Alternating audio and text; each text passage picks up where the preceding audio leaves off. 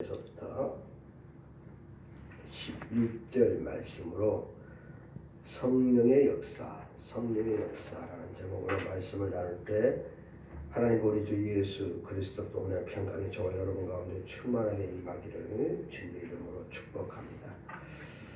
주님께서 십자가를 앞에 놓고 제자들에게 하신 말씀의 그 내용이 오늘 본문에 기록되어 있는데, 이 말씀은 유언과도 같은 말씀, 유언과도 두려워하는 제자들에게 주님께서 위로의 메시지고 경고의 메시지고 유언과도 같은 그런 얘기를 오늘 본문을 통해서 우리에게 들려주고 있습니다. 주님은 모든 것을 예견하시고 전지하신 하나님의 속성이 예수 그리스도를 통해서 우리에게 드러나는 그런 모습들을 볼 수가 있습니다. 모든 것을 예견하시면서 예수님은 제자들에게 오늘 그 하신 말씀, 어떻게 보면 경고의 말씀이기도 하고 앞서도 얘기했지만은 이게 위로의 말씀이기도 한 본문의 말씀을 우리에게 들려주고 있습니다. 크게 한 세 가지를 볼 수 있는데, 첫 번째는 본문 1, 2절에 보면은 이렇게 얘기하고 있는 것을 들을 수가 있습니다. 그 회당에서 너희가 출교를 당할 것이다. 쫓겨내고 당할 것이다. 이렇게 경고하시는 모습을 볼 수가 있습니다. 소위 1세기 유대인들에게 있어서 공동체에서 벗어난다는 것은, 이것은 사람의 구실을 할 수 없다는 것입니다. 공동체에서 쫓겨난다. 지금 요즘 사회하고 다르죠. 저희도 어렸을 때 약간 그런 그 시골의 뭐 김씨촌, 또 노씨촌, 우리 관저로 또 전시촌, 근데 그 마을에서 이렇게 배척당한다는 굉장히 힘든 그런 모습들을 동네에 있어도 이렇게 보게 되는데, 1세기 그것보다 2000년 전이니까 굉장하죠. 성경에도 그런 예가 나타나고 있는 것을 볼 수가 있습니다. 스데반이 출교를 당하면서 뭘 당합니까? 돌로 죽임을 당하죠. 여러분, 성경 바디메오의 그 부모가 출교당할 것을 무서워해서 그런 고백을 합니다. 우린 잘 모른다. 누구에게 가서 물어보라? 저 사람이 성인이니까는 그 아이에게 가서 물어보라. 이렇게 얘기하는 것을 우리가 요한복음을 통해서도 들을 수가 있습니다. 요한복음 9장에 그 얘기가 기록되어 있습니다. 출근하는 것을 굉장히 힘들어하고 어려워하고, 이건 자기 생명과 같은 것이다, 이렇게 생각했던 것을 볼 수가 있습니다. 근데 그 얘기는 제자들이 출교당할 거다. 너희 공동체 안에 이제 이루어 살 수 없고, 거기서 사람 대접을 못 받을 것이고, 어떻게 보면 죽음과도 같은 그런 핍박이 너희에게 온다. 이걸 주님께서 경고하고 계시는 모습을 볼 수가 있습니다. 두 번째, 2절 하반절에도 기록되어 있는데, 출교할 때 그들이 이런 생각입니다. 이게 하나님의 일이다. 너희를 출교하는 것이 하나님의 일이다, 이렇게 생각합니다. 예수 믿는 사람들을 죽이면서 저들이 드는 생각이 이게 하나님을 섬기는 것이 일이다, 이렇게 한다는 것입니다. 여러분, 스데반을 돌로 쳐 죽이면서 그들이 그랬습니다. 바울이 그랬어요. 이건 누구의 일은? 하나님의 일이다, 그렇게 생각했습니다. 이것은 그들이 이토록 뭔가 잘못된 잘못을 하면서 잘못된 이유를 모르기 때문이다. 16장 3절에도 그렇게 이야기하고 있는 것을 들을 수 있습니다. 자기가 잘못했는데 잘못한 이유를, 우리가 지난 주일날 열왕기상 18장이죠. 18장 16절에서 18절에 보면은 아합 왕이 엘리야를 만났을 때 엘리야를 향해서 이스라엘을 뭐 하는 자라고 했습니까? 괴롭게. 너 때문에 지금 이스라엘에 비가 오지 않는다.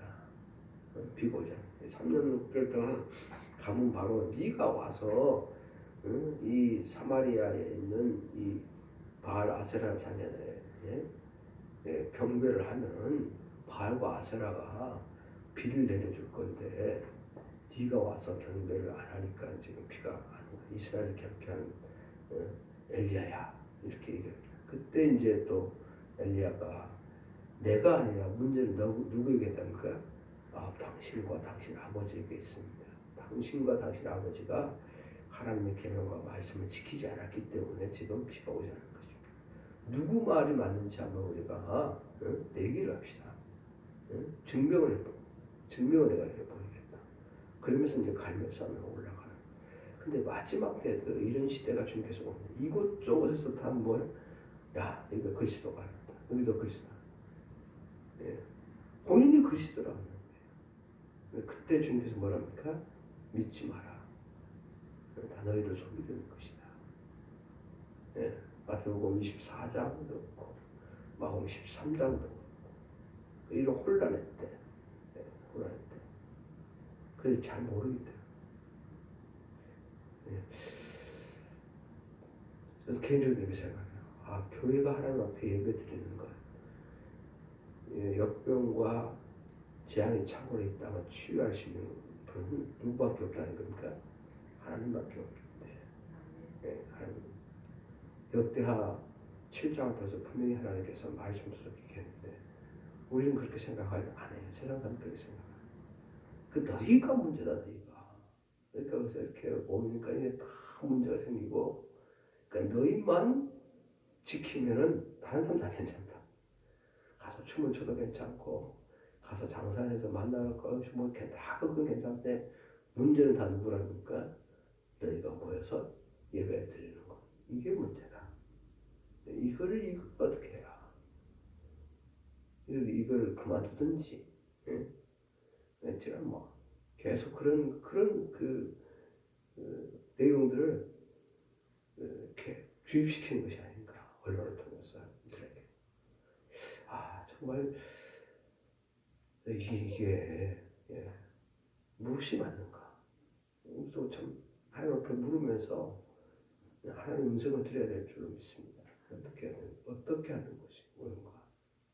똑같아요. 엘리야 때나 예수님이 제자들에게 지금 가면서 부탁하는 데나 자기들이 돌로 쳐 죽이면서 이게 뭐 누구를 섬기는 일이라니까? 하나님을 섬기는 일이라. 이게 옳은 길이다. 오늘날도 똑같이 너희를 핍박하는 것, 너희 예배드리지 못하게 하는 것, 이게 뭐 하는 거니까? 이게 우리의. 그래서요, 참 이게 참 달라요. 참 다릅니다.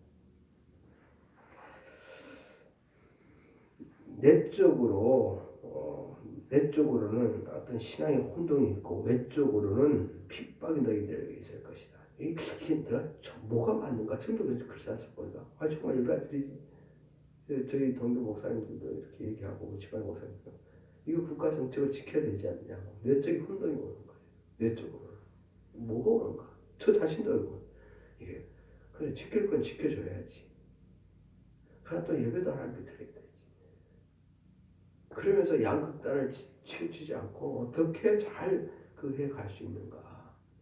그때 정말 필요한 것은 성령의 역사가 우리 가운데 필요한 것. 오늘 성경 본문에도 주님께서 성령이 뭐랍니까? 제목이 성령의 역사. 성령이 너희에게 바른 걸 가르쳐주고 바른 길로 인도해줄 것이다. 예, 그렇게 얘기해요. 그게 우리에게 정말 필요한 때가 아닌가 그런 생각을 합니다. 그 마지막 때는 성령의 역사, 종말 때는 성령의 역사심을 인지하고 그걸 따르는 게 참 중요한 거. 내적으로는 신앙이 혼동되고 외적으로는 핍박이 오는 이때 어떻게 해야 바른 신앙을 유지할 수 있을까?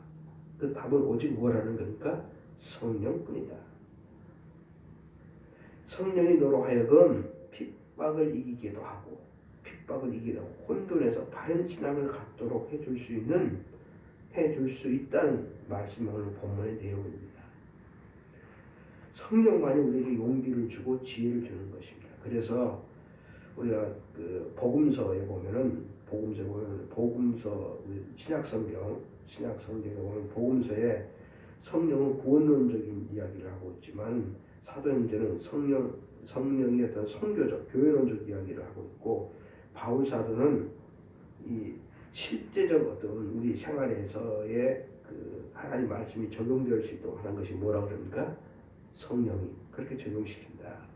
그리고 너희로 하여금 누구와 관계를 맺겠는가? 하나님과 관계를. 성령이 아니고는 너희가 하나님과의 관계를 예수 주와 그리스도를 신할 수 있다 없다? 없다.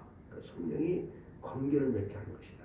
그리고 성령이 너희에게 임하면은 너희가 그런 그 이단 사상, 갈라디아서 특별히 이단 사상을 분별하고 그리고 그것을 이길 수 있다. 에베소서 보면 이길 수 있다. 이렇게 얘기했습니다. 그런데 요한복음에서 성령론은 좀 달라요. 물론 거기에는 요한복음에도 구원론도 있지만은 오늘 요한복음 3장과 요한복음 16장을 본문의 말씀을 통해서 이 성령론은 사도들이 고난과 핍박 속에서 성령 보혜사가 어떻게 역사하는가, 어떻게 할 것인가를 우리에게 가르쳐준다. 근데 성령이 어떻게 역사하시냐면은 요한복음 16장 4절에 보면 뭐가 일어나게 하는 것입니다. 요한복음 16장 4절. 그러니까 이 혼돈의 때 성령께서 우리에게 어떻게 역사하시면 오직 너희에게 이 말씀을 한 것은 너희로 그때를 당하면 내가 너희에게 말한 이것을 뭐가 합니까? 다 기억나게 한다. 생각나게 한다. 생각나게 한다. 처음부터 이 말을 하지 아니한 것은 그때까지 내가 지금 너희와 뭐야? 함께 있었어요. 근데 이제는 성령께서 오셔서 내가 한 말들을 내가 함께 있을 때는 그때는 그 말을 통해서 너희가 생각이 났지만 내가 이제 가면은 가서 누가 오는 게 유익하나? 성령이 오는 게 유익하다. 그럼 그분이 오셔서 다 너희를 하나님 말씀을 기억나게 할 것이다. 때에 맞는 말씀을 기억나게 할 것이다. 그리고 16장 7절에 보면은 16장 7절에 보면 또 이렇게 우리에게 이야기하고 있는 것을 보라. 내가 너희에게 실상을 말하노니 내가 떠나는 것이 너희에게 뭘 하는 겁니까? 유익이다. 성령은 너희 곁에 있어서 너희에게 항상 유익한 길로 너희 인생을 그 혼동 속에서도 그 핍박 속에서도 협력하여 하나님 손을 이루시고 그 풍랑을 인하여 더 빨리 가게 하나님 그런 유익의 길로 너희를 성령께서 그렇게 일으키는 성령의 길을 따라라. 너의 길을 버리고 누구의 길을 따르? 성령이 그게 유익입니다. 성령이 오셔가지고 다 기억나게 할 것이고 말씀을 기억나게 할 것이고 말씀을 쫓아 행할 수 있는 너에게 유익 주는 길을 열어줄 것이고 마지막에 8절부터 11절에 보면은 너희로 하여금 모든 것을 다 뭐예요? 하나님의 지혜와 계시 영이 너에게 임해서 너희 모든 것을 다 옳은 판단을 할 수 있도록 너희를 이끌 것이다. 그렇게 이야기합니다. 요한복음에서 성령은 아주 중요한 건데 말씀을 기억나게 하는 것입니다. 그리고 기억나게 하고 그 말씀에 기억난 그 길로 우리로 하여금 바울처럼 그 길로 가게 할 것이다. 유익된 길로 가게 할 것이다. 그리고 그 길 속에서 너희들이 무슨 판단을 바른 판단을 하게 할 것이다. 왜냐하면 이게 혼미하고 신앙적으로도 혼미하고 상황적으로도 혼미. 정말 우리 여기 보면은 혼미의 영이 우리 가운데 확 차 있어요. 성령께서 우리 가운데 오셔서 유익한 길로 말씀을 생각하면서 유익한 길로 바른 판단으로 우리 이끌어 주실 줄로 믿습니다. 예, 그게 요한복음 16장을 통해서 우리에게 요한이 전해주는 아주 중요한 성령론의 근간을 이루고 있는 것을 볼 수가 있습니다. 성령 받는 사람은 그래서 핍박 중이든지 환난 중이든지 혼미 중에서 절대로 뭐하지 않는다? 흔들려. 왜냐하면 바른 판단이 그에게 성령으로 말미암아 오기 때문에. 그래서 이럴 때일수록 우리가 구해야 될 것 중에 하나님 지혜와 계시요, 모사요. 저희 집에도 화장실에 이렇게 큰 거 하나 써붙여놓고 지혜와 계시요, 모사요. 오늘도 하나님에게 임하셔서 우리 모든 뇌세포 가운데 하나님의 뜻과 하나님의 임재 가운데 바른 길을 선택할 수 있도록 이끌어 주시옵소서. 내 손과 내 발과 내 눈과 내 듣는 모든 것들이 하나님의 임재 안을 하는 바른 판단 속에 이끌어갈 수 있도록 이해하는 도와주옵소서. 여러분 우리가 그런 기도를요 수시로 하나님께 드려야 될 줄로 믿습니다. 진짜 마지막 때는 주님 말씀하신 것처럼 분별이 잘 안 되는데 아합처럼 자기가 잘못하고 있으면서 근데 성령이 오면 그걸 우리에게 내가 잘못된 길을 가고 있다는 것을 증명해줘요. 그리고 거기 안에서 뭐가 일어납니까? 회개의 역사가 사도행전 2장처럼 말씀이 임하고 그 안에서 내가 정말 죄인이구나 깨닫게 해주자. 그리고 그들이 회개가 되고 그 위에 더 강력한 성령의 임재가 임하고 그걸 통해서 하나님의 교회가 세워지고 하나님의 성교 전략이 그들을 통해서 이루어져 가는 모습이죠. 어떻게 보면은 이 신약의 성령들은 따로따로 있는 것 같지만 다 이렇게 연결해져서 하나님의 구원 계획을 이루어 나가는 줄로 믿습니다. 그런 은혜가 저와 여러분 가운데 임하기를 이 새벽에 주님의 이름으로 축복합니다. 기도하시겠습니다. 주님 감사합니다. 오늘